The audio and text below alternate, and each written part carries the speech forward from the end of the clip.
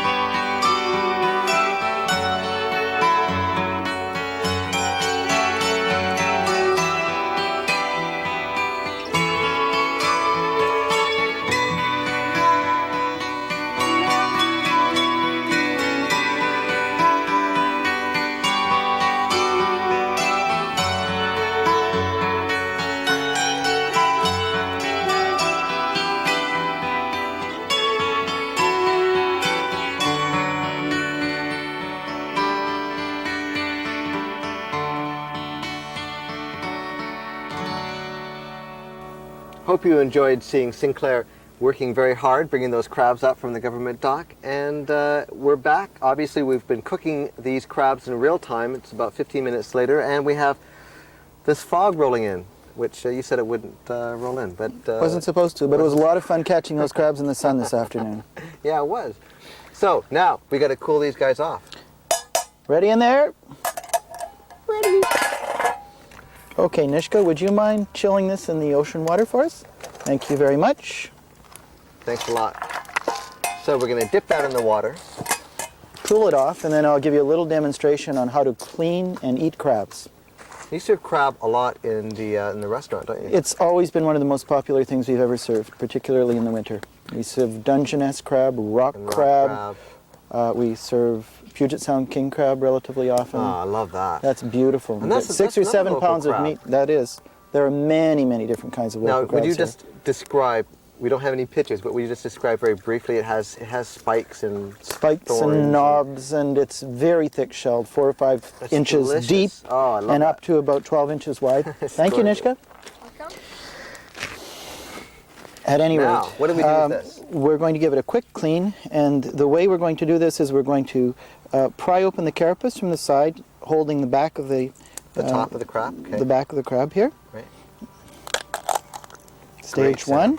And we're going to remove this back area right here. Okay. Then we'll clean out the The gills. cavity and remove these gills from on top here, which aren't eaten in many countries and don't taste particularly good. Very gills. And we're going to remove the eating areas, and I would recommend just breaking this area off with your thumb in here. Right. It's a little bit easier to clean. And now we're ready to rinse it off in the ocean really quickly. Nishka, No, we want to could you rinse do it that off for us? to get a little bit of the. Just so that it's a bit cleaner. Yeah. Give it a quick rinse off if you can. There's Nish? some of the intestinal. Yeah. Many cultures eat the intestinal tract, but that's not our objective today on the beach here. Good. Because I don't like that. Well, we should bring her around on more cooking trips. No, we usually do. She's pretty good. She's a good cook. And she's good at fishing too. Yeah? Okay, So- Nish, is that ready? Yeah. Okay. Thank you're you very watching much us. for doing that. Thank you. Oh, the crab goes really nice with your outfit. Yeah, I was going to Nice say. with your outfit. You're wearing your crab outfit today. Yeah. All right, Gary, one of the big mistakes that people make when they're eating crabs is they'll start with the legs and pincers first, Right. and then eat the body. And the body is quite hard to eat and gets a lot of the cartilage in it. So what I would recommend is eating the body first. Eating the body first. Okay. Eating the body first. And the best way to approach that is to break the carapace in half, and then use the legs or pinchers as a lever. Put your thumb in there, Yeah. apply a bit of pressure, Yeah. and then you'll find that the body meat breaks I out see. quite Okay, so nicely you break the without legs any and the cartilage in it. body meat together. And That's that way you right. can get these pieces right here. Yes. Which I'm going to eat right now. Oh, man. And you won't get any cartilage in those because they break right along the cartilage line. How was that? What could be? Oh, it's fantastic. And what could be better than eating crab that we just caught, or you just caught, from the government wharfs? Couldn't. And that is legal, isn't it? Oh, absolutely. And on a pot, in a pot of boiling seawater from the bay, right here. This is fantastic. Couldn't be fresher. And how was the Cedar Creek Pinot Blanc with and the... we are having, yes, a Pinot Blanc Cedar Creek. Just marvelous. Actually, I like it. Goes very nicely with the crab? I think so. Well, what do you think? Here, try it Well, out let me yourself. try a little piece here. Listen, we're going to nosh on this crab, drink some more, drink some more of wow. this Pinot Blanc. Yes, that's it, and really enjoy ourselves. Well, I think we should get back to the studio though, and This is some of the best crab I've ever eaten. You can go to the studio. You're going to stay here. I'm going I'm to gonna cook by eat the myself. crab. Oh, great. Okay. Well, okay. We'll see you in Boy, is Vancouver. that Yeah, it good.